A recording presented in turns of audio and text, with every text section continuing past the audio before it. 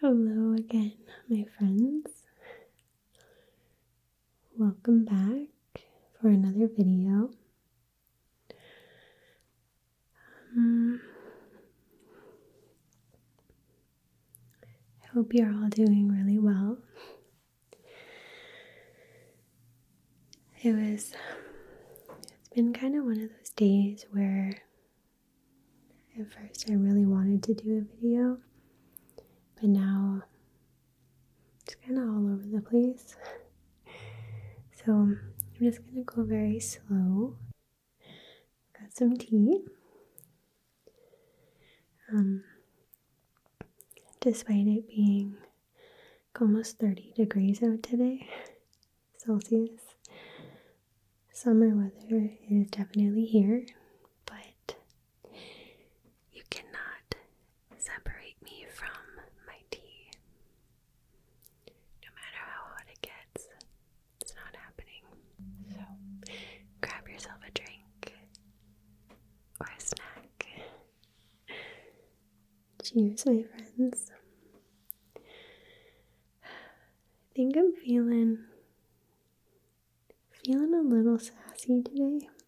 I've been feeling a little sassy with mean comments, which I don't get very many. I need to point that out there, but when I do, the responses that I think of in my head and then don't type out, I wish I could share them with you, but I won't.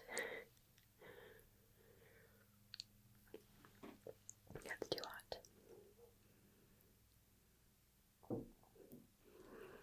But when I get comments saying,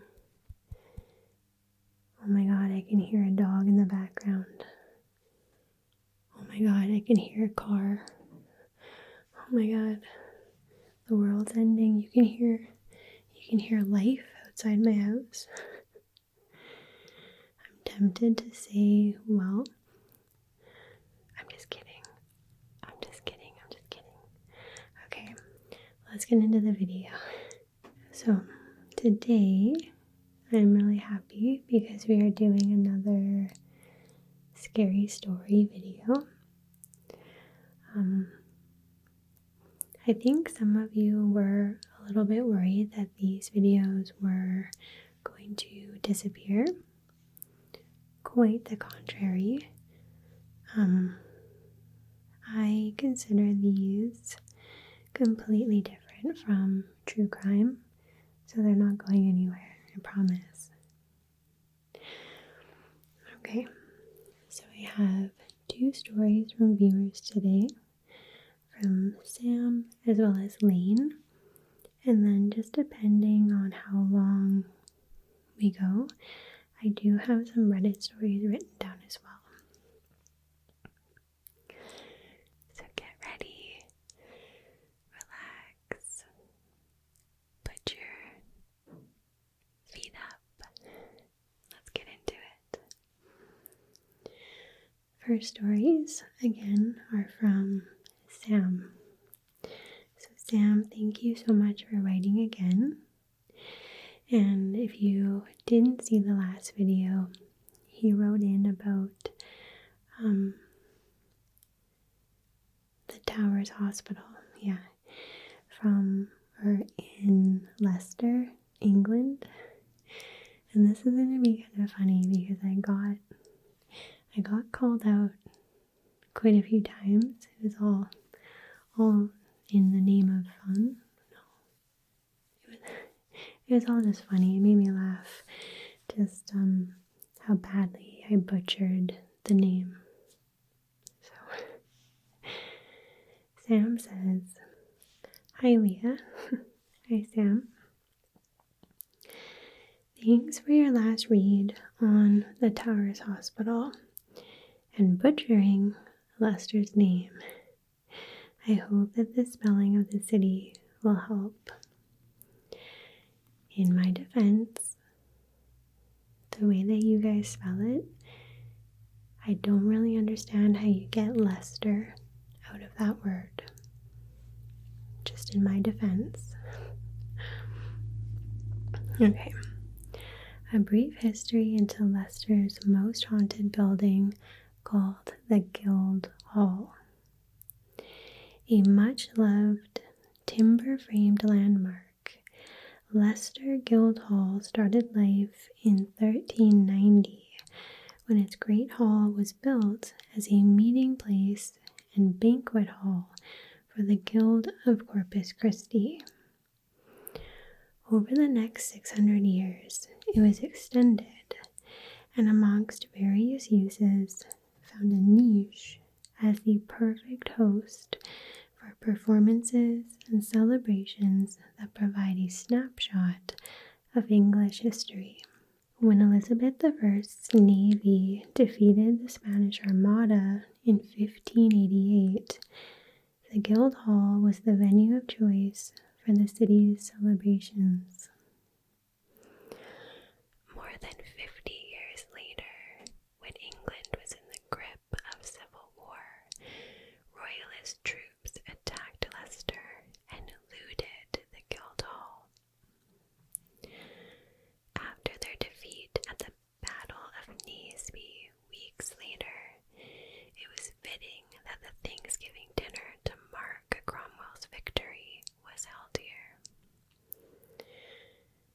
The 16th century saw a rise in the popularity of theater, and one of the great playwrights of the day, William Shakespeare, is believed to have performed at Leicester Guildhall.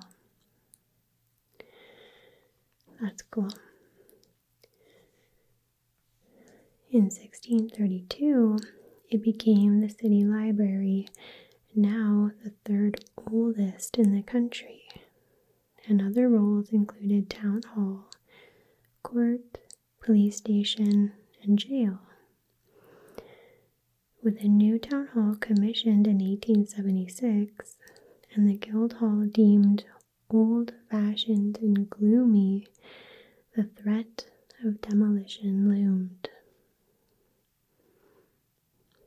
Saved, renovated, and protected by Grade 1 listed status, it remains one of the stars of Leicester's entertainment scene.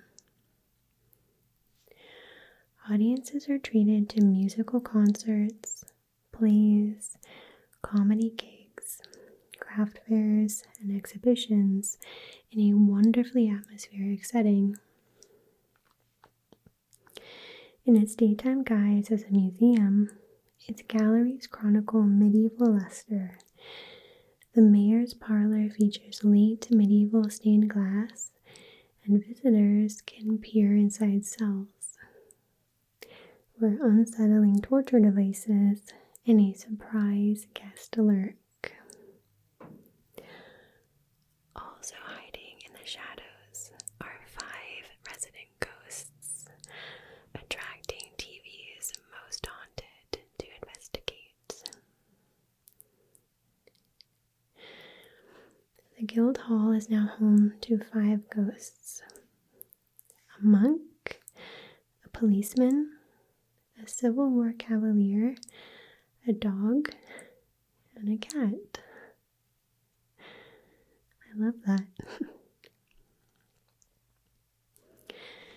Reports of the hauntings vary between hearing footsteps in unoccupied rooms to a closed copy of the Bible being opened mysteriously to Deuteronomy 18:10. The verse concerned with witchcraft. Weird.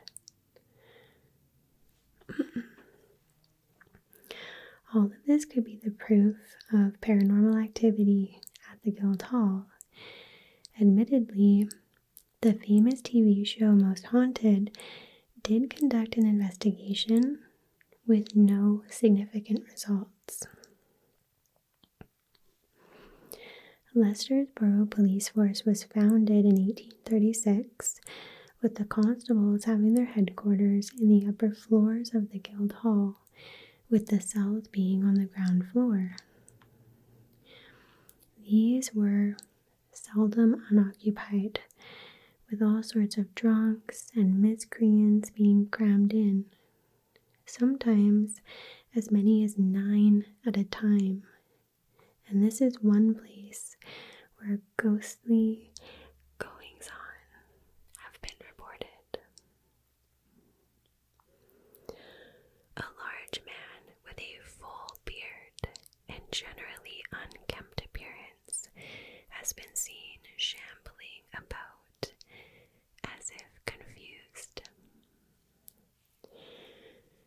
During the manifestation, a tangible feeling of hopelessness and depression seems to emanate from the silent figure. A strong smell of leather hangs in the air after he disappears. Weird.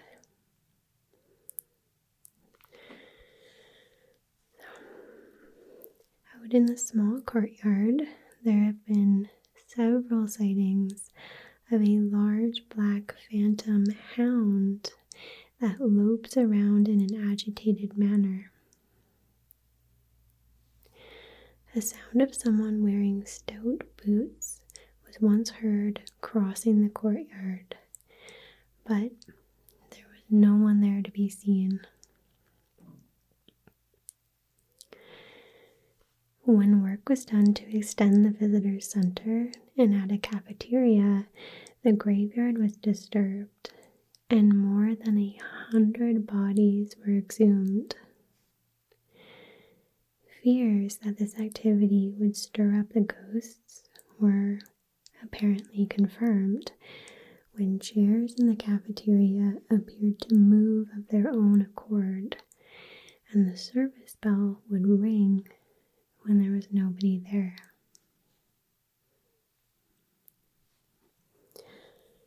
At the top of the building is a room that housed the town library when it was moved here in 1632, thus making it the third oldest public library in England.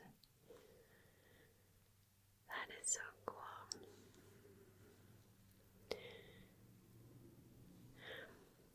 This area is the haunting ground of the monk. She is thought to be a lady called Mary, who fell headlong down the stairs and died as a result. She was buried in the little private graveyard. Much of the time, this ghost chooses to remain anonymous and is rarely ever seen. She is assumed, though, to be responsible for nocturnal interference with a large King James Bible.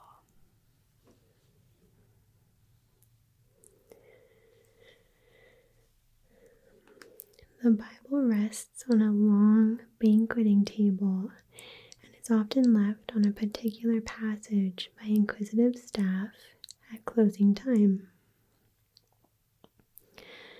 Not always are the cunning staff successful with the trap that they have set, but occasionally, on arriving in the morning, the Bible's pages are open on a totally different passage.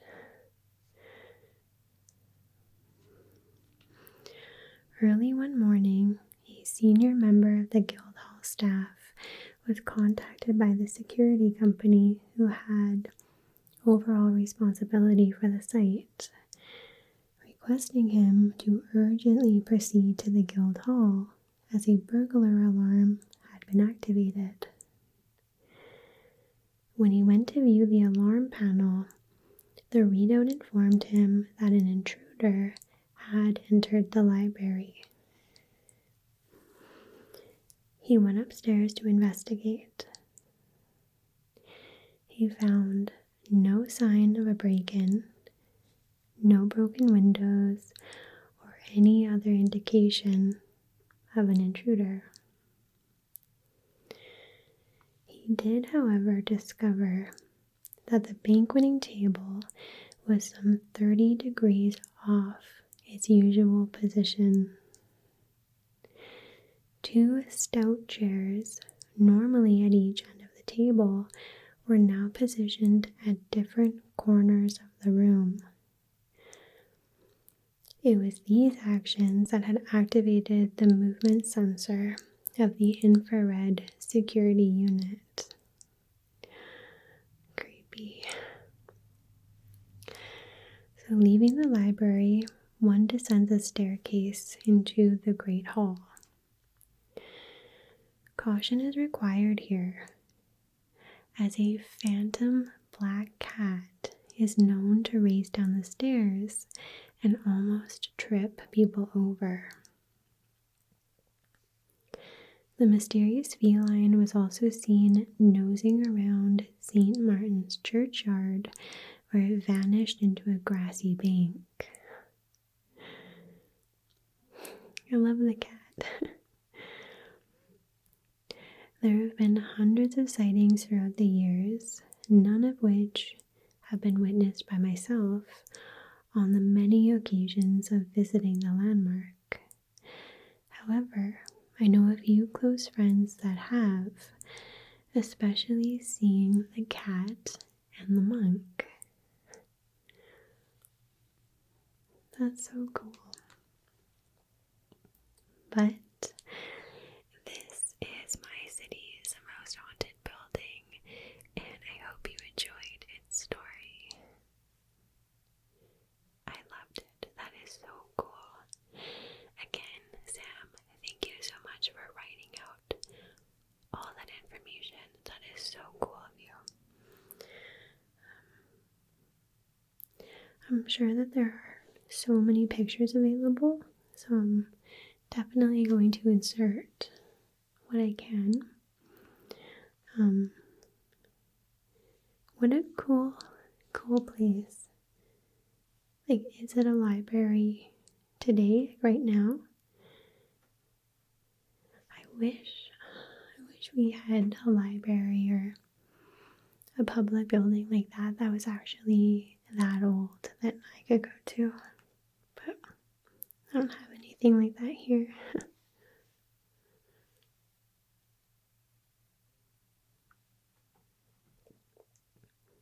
Okay, so second story, my first and only UFO sighting.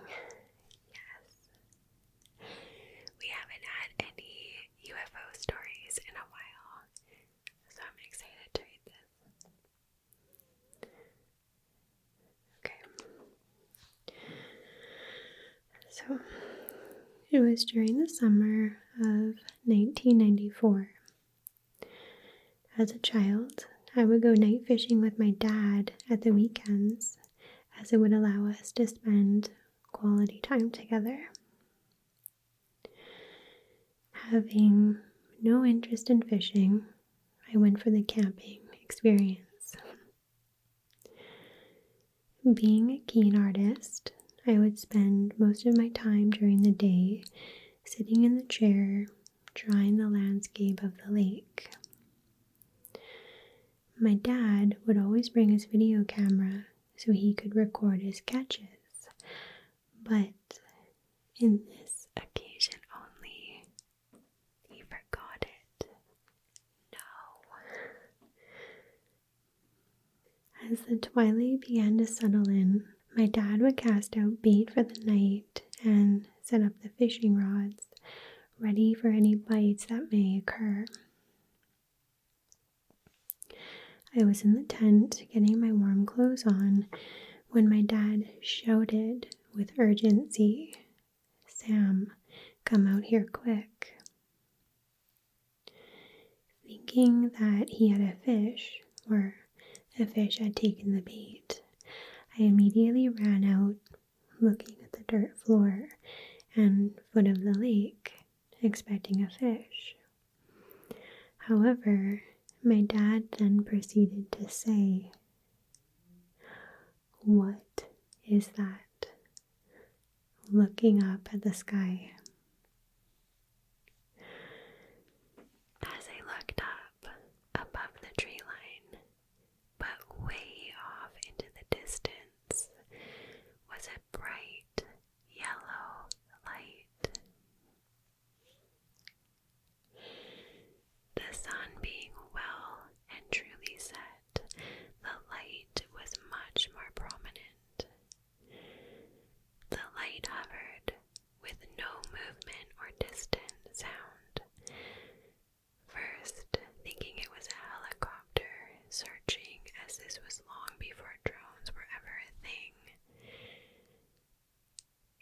remained still. Then the light was met by another light that matched its height, that appeared up from behind the tree line. The two lights then began to simultaneously change color. From red to green to blue to pink and back to yellow. The two lights would then merge into one, but still changing colors. And then, in the blink of an eye, traveling at tremendous speeds, shot off up into the night sky, completely disappearing into the blanket of the night. Standing there with our mouths open, in utter shock of what we had saw, we came up with no explanation of what it was, other than it being a UFO. This started off in my belief that we are not alone in this vast universe. I've looked at the night sky thousands of times since and have never seen anything that came close to what we saw that night. Oh, that is so cool.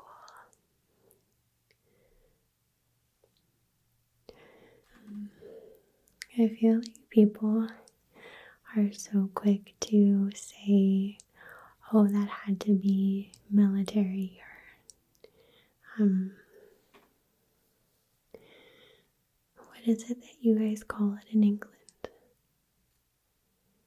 The James Bond thing. MI6. Is that what it is? MI6. Funny fact, I used to think that was made up. Like up until too recently. I thought it was just made up for the James Bond movies. And then I discovered, no, that's actually England's like CIA or FBI type thing, right? Anyway, that's a little off topic, but I feel like people are so fast to say, oh, that had to be military or this or that.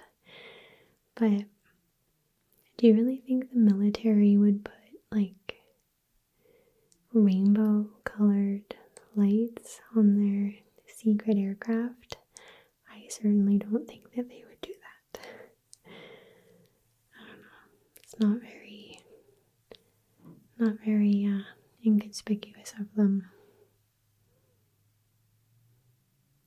Not very secretive. You know?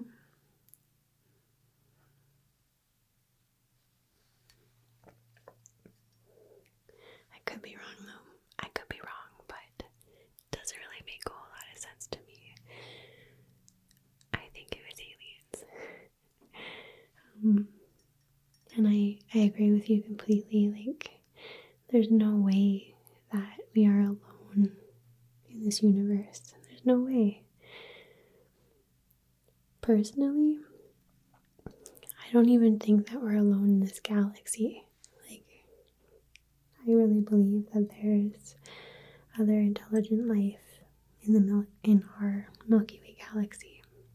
That's how big it is. That's like really scary to think about just how big our little galaxy is. I say little, it's not little, but you know what I mean.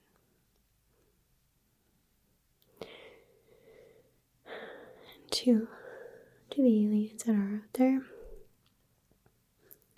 please, whatever you're like, I just pray that you are not like the aliens from the movie Signs.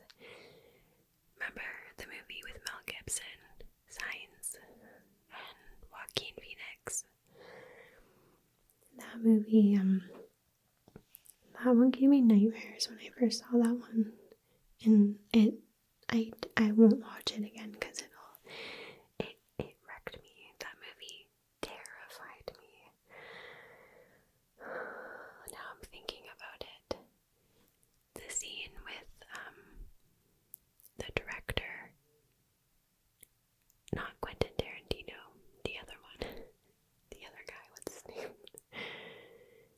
I don't remember, but there's a scene near the end where I don't want to think about it. He locked one of the aliens in his pantry, in his kitchen, and he tells, I think Mel Gibson, don't go in there, I locked one in, and he peeks under the little opening of the pantry. He looks under the opening of the pantry, and you see, I think, the alien's hand. Nope. Nope. I'm done. I don't want to think about it anymore. I'm done. Okay. So, moving along. Thank you so much, Sam.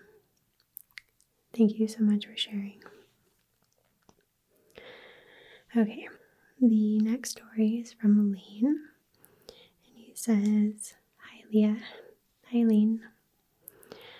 I recently found your channel and have absolutely loved it. I'm so glad. I've basically been binge watching your scary stories videos. I have 2 different stories. One is just a creepy incident, and the other is paranormal. I'm so happy that you're enjoying the channel. Thank you so much, Layne. It's awesome.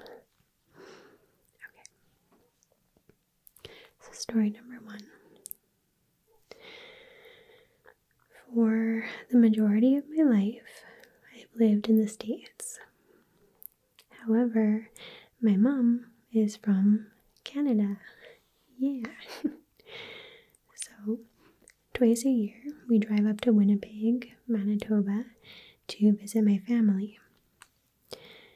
This story took place in 2013 when I was 10 years old.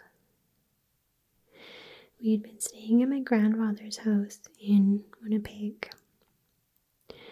At the time, a playground was fairly close to his house, probably about a 10-minute walk.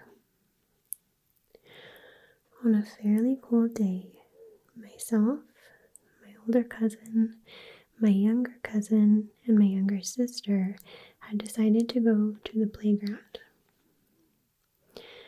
My oldest cousin, being 2 years older than myself, was put in charge.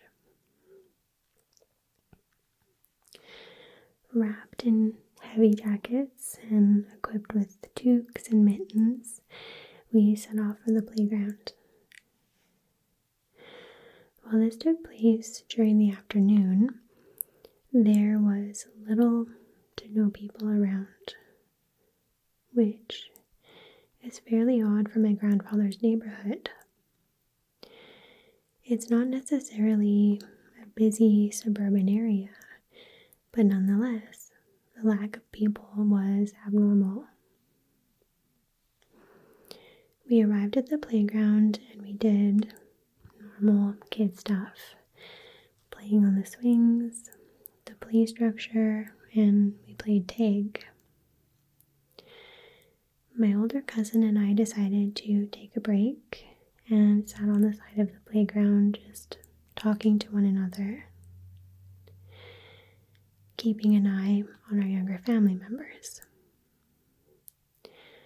While we talked, I noticed that a small white car was parked on the side of the playground, with a man sitting inside with the window rolled down. This was odd, as previously noted, there were little to no people outside that day. I poked my older cousin and I said, Dylan, how long has that car been sitting there? I pointed towards the car and he looked in the direction that I was pointing. He hadn't noticed the car until I had pointed it out. It was weird for sure, but it wasn't illegal for someone to park their car near the playground. However, we had silently agreed to stay seated and keep an eye on our respective siblings. About 15 minutes had passed and the car had still not moved.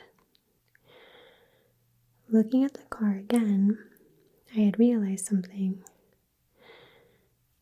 The man had been staring at us the whole time. I felt my stomach drop from this realization. Starting to panic, I tugged on my cousin's shirt, and I was about to share my realization when he whispered to me, "Don't panic. I know that he has been staring at us." Dylan and I stood up and we walked over to our siblings, pretending like nothing was wrong. We stood closer to them and pushed them on the swings as we kept an eye on the man. Due to Dylan being the oldest kid there, he had a phone and he called our uncle and he said out loud, as loudly as he could, "Can you come and pick us up, Dad? Some guy has been staring at us in the park." As soon as Dylan said that, the man rolled up his window and sped off. I personally believe that if Dylan hadn't called my uncle, the man may have tried to kidnap us. Of course, I could be overthinking. However, the fact that he had been staring at us still gives me an extremely uncomfortable feeling to this day. Yeah, it's definitely like, if the way that he was staring was actually making you guys uncomfortable, then it's definitely creepy. Like, I would never park in front of a park where there was kids playing and just stare at them. Just wouldn't do it. I don't think many people would. But hopefully we can give that guy the benefit of the doubt. Maybe he was just sitting in his car minding his own business. Maybe he needed a break or something and maybe didn't realize that he was making you guys uncomfortable. I don't know. But when it comes to the safety of people, but especially kids, very good on you for trusting your gut and calling your uncle, or your cousin called your uncle.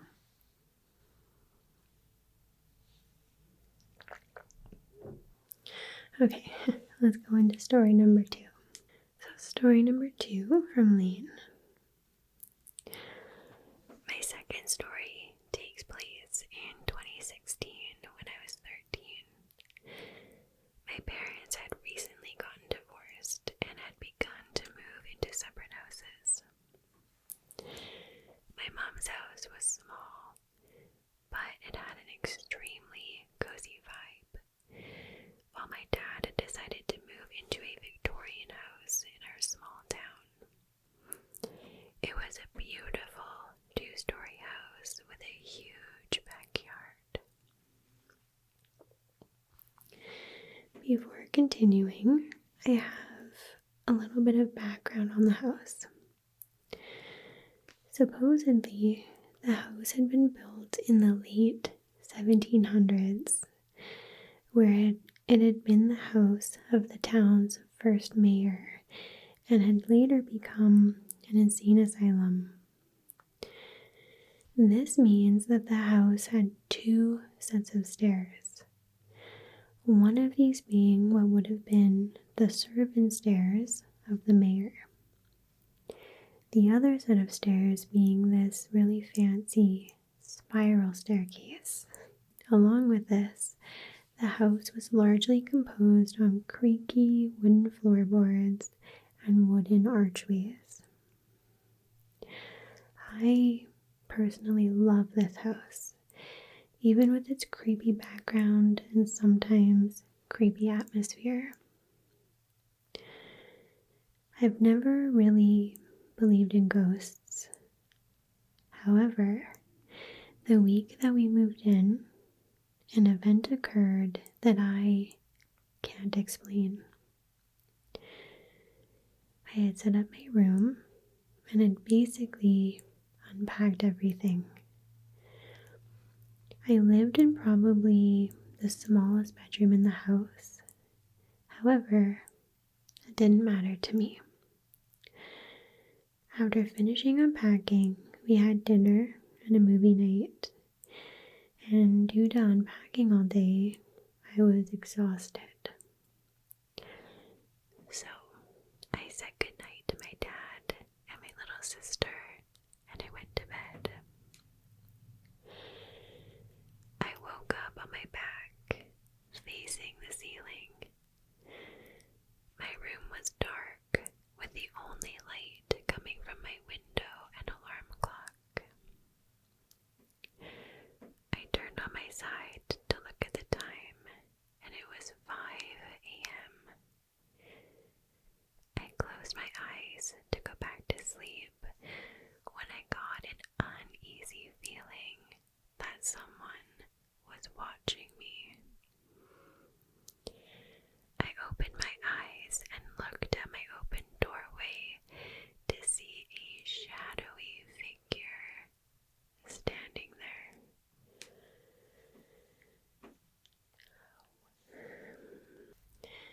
They were tall, with masculine features.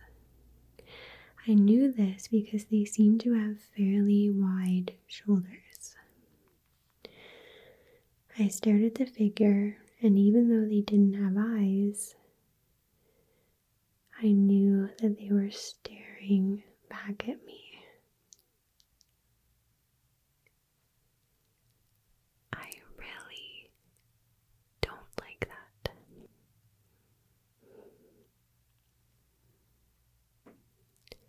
I really don't like that. The image of some shadow figure with no eyes staring at me, or being able to feel them staring at me, that's a pass for me. I'm good. After about 10 seconds, they disappeared. They didn't walk away, they just disappeared. I was scared, but I didn't feel threatened. I turned back on my back, just laying there until I fell asleep. In the morning, I told my dad, who didn't believe me. But my little sister did. As she said, she had heard someone walking around at exactly 5 a.m. I don't know what had happened that night. However, I know that both my sister and I had experienced something paranormal.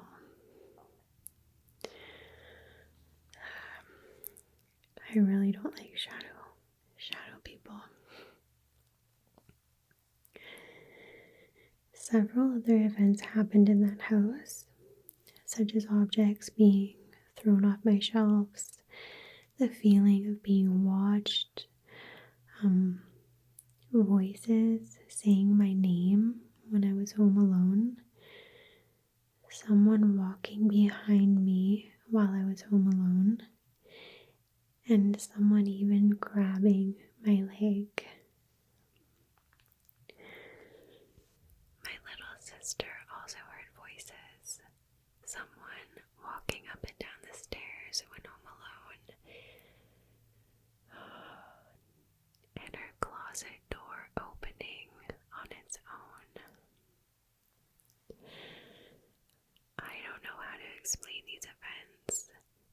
sure that some of them can be explained as my imagination. I'm now more open when I hear other stories, as I myself have experienced paranormal events. I don't know if I believe in ghosts, but I do know that I have experienced things that can't be explained. I appreciate you reading my stories, and I hope you have a good rest of your day. Sincerely, Layne. Thank you so much. I hope you have a really good day as well. Thank you so much for submitting your stories. So creepy. We need to know more. I need to know more. Who do you think it was? Do you think it was the mayor? Maybe he's lurking around his old house. Who knows?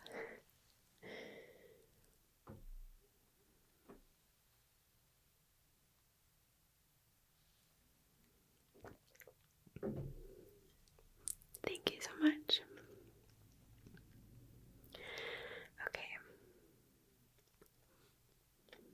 So, I did write a few stories from Reddit, so I think I will maybe do one or two of these.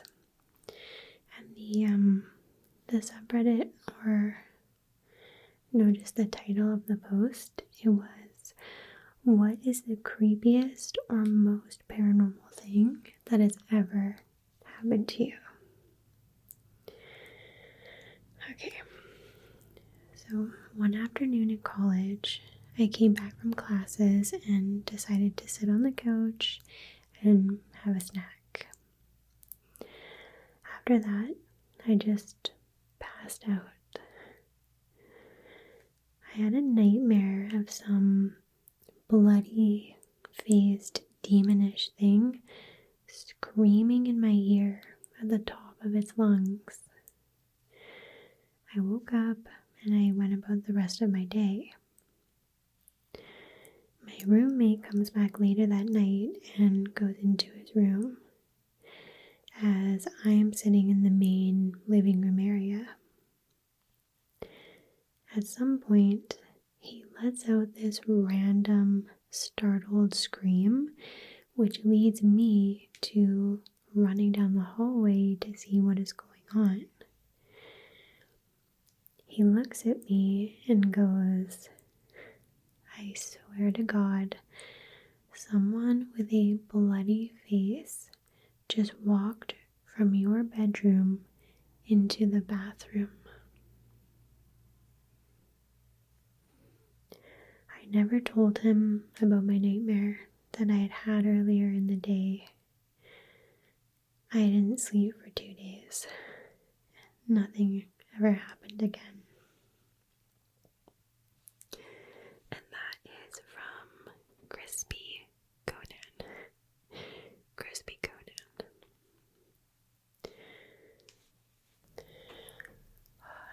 So, starting off strong with the Reddit ones. Nothing like a good old bloody faced demon walking down your hallway in the middle of the night.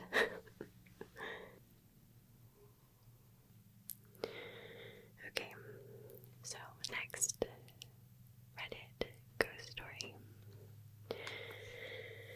Okay, I was sleeping in my basement, which was pretty much my bedroom, and I woke up at some random time in the night for no reason.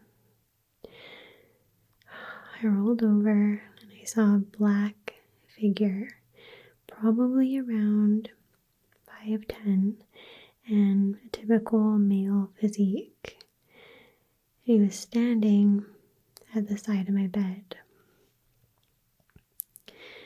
It was standing between the bed and the stairs, so there was no way to nope out. So I just rolled over and I straight up started praying. I rolled back over and it was gone. the next morning, I was in the shower, which was also in the basement, and the curtain was pushed to the side. Not like all the way, but it noticeably moved. Then, when I got out of the shower, my cello's D string was plucked 3 times. Then it rung out, which was laying against my chair in the basement. Then I went upstairs, and my brother had a handprint that reached across his neck and cheek. It was too big to be his hand, but it was perfectly fine. No, he was perfectly fine, and he had slept through the night uninterrupted. And that was from the Moose 2240.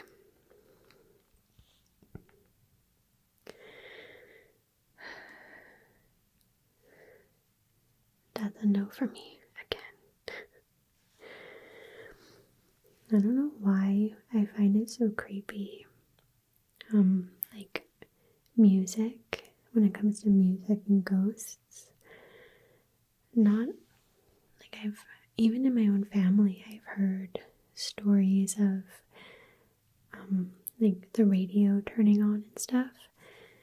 That's fine, but what I don't like is like a phantom playing the piano from downstairs, or like you said, your cello playing. I don't like that.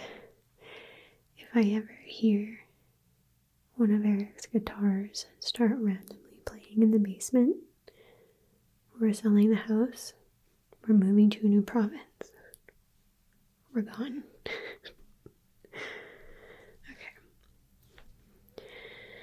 So, this story is creepy for me, not me, the writer. I was having a tense conversation with someone that I was close to a few years ago. The conversation quickly devolved into a passive-aggressive fight that ended up with the other person getting in their car and driving away. As I started heading back inside, the other person came back, got out of the car, and started our conversation all over again. The tone of their voice was totally different though, and their stance was different, and the feeling in the air was completely off. I don't know how else to explain it.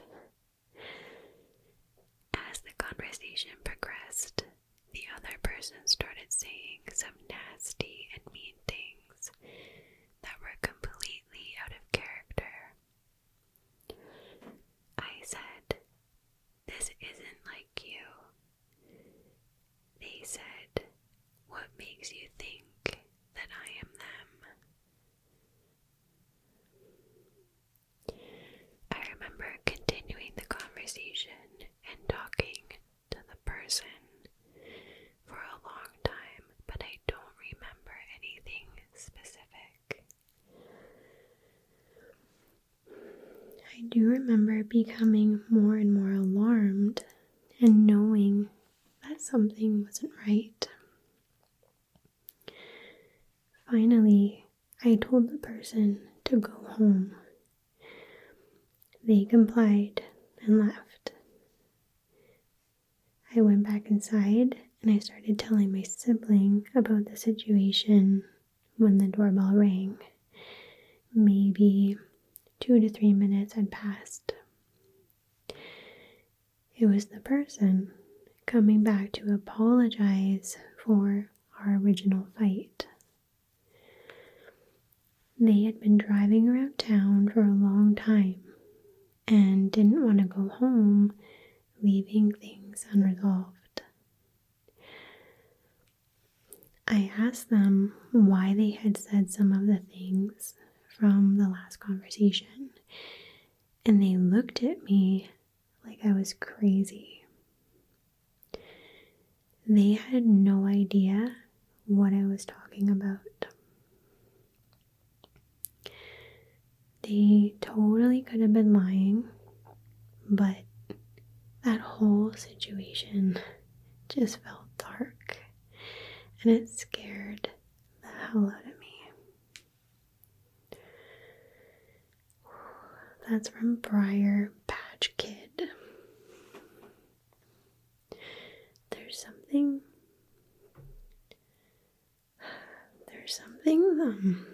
about doppelgangers that creeps me out beyond imagination.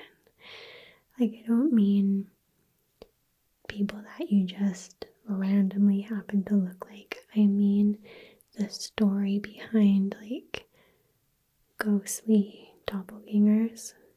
The ones that you hear stories about them actually, like, pretending to be you. But they're like the evil version of you. Oh, so creepy. I've had, I think, two subscribers from the channel write detailed stories about how their friends or family talked about seeing them. Like, oh, we saw you last Tuesday at the coffee shop and we didn't understand what was up, why you were being so weird. And then the person was like, it's because I wasn't at the coffee shop. What are you talking about? Can you imagine how creepy that would be? Not me. Nope. Once again, I'm moving to a new province.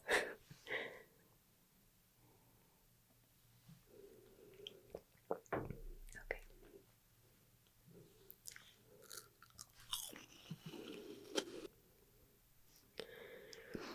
So story number 2, also from Briar Patch Kid.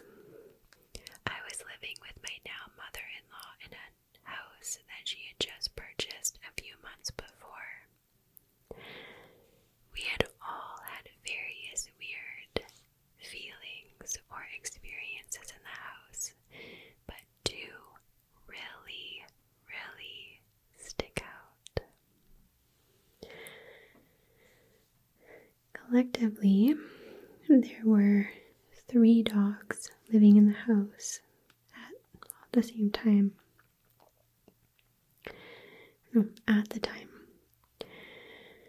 One evening, we were all sitting with our backs to the hallway.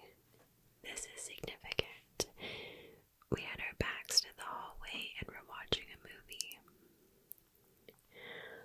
All of a sudden, my German Shepherd and my Terrier both perk up their ears and start staring down the hallway behind where we are sitting. And I mean full attention. I notice and turn around. The light in the hall was off, but it was dark. But of course, I don't see anything.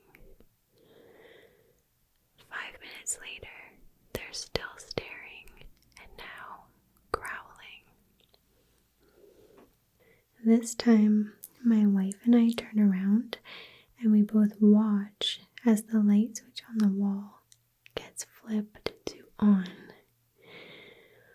The dogs went crazy, and so did we. A few weeks later, same scenario. The light is off, and we are sitting and watching a movie. My German Shepherd loved to play fetch, and we always had a million balls around the house to entertain her. This time, she's staring down the hallway and wagging her tail. This time, we all notice again, and we start to watch.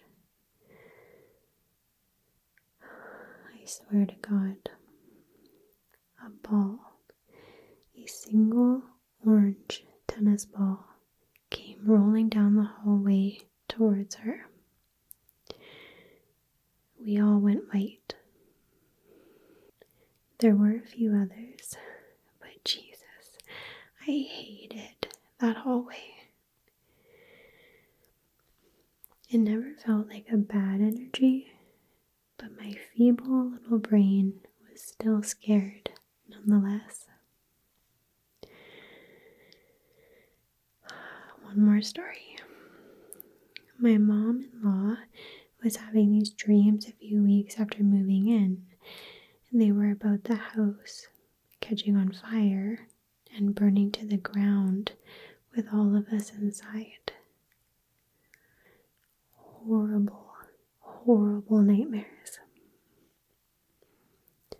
About 3 weeks after these dreams, we woke up one morning and distinctly smelled smoke coming from the house somewhere.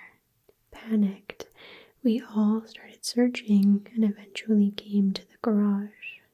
On a rafter, we noticed a smoke coming out from around a fluorescent light fixture. At that moment, I realized, my God, it's attached directly to this old, dried-out beam. The light was left on all night, and it was clearly burning the rafter ever so slightly. Lights are not supposed to be secured, screwed onto a rafter like that. So, we like to think that our ghost hosts were looking out for all of us. And after that, my mother-in-law's dreams stopped.